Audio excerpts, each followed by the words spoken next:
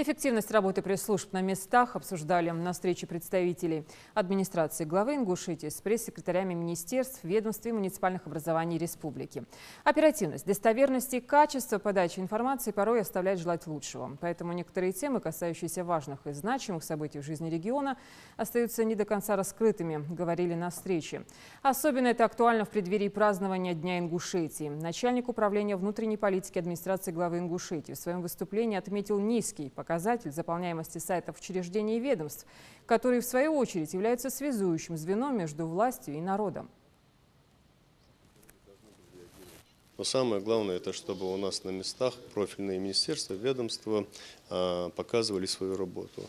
То есть, чтобы вся ситуация, все обращения наших жителей, они напрямую не шли на главу региона, на главу республики, а непосредственно были адресованы тем, кто должны работать на местах. То есть люди должны знать, кто за это отвечает. И научиться обращаться непосредственно профильно, напрямую к ним и требовать исполнения того или иного проблемного момента вот именно с этих людей.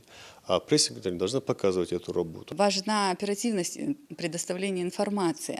Оперативность информации характеризует ее своевременность, актуальность, быстроту сбора и передачи нужных данных. Управление внутренней политики проводит регулярный мониторинг информационного поля, всех средств массовой информации, для того, чтобы отразить текущую ситуацию, для принятия своевременного принятия управленческих решений.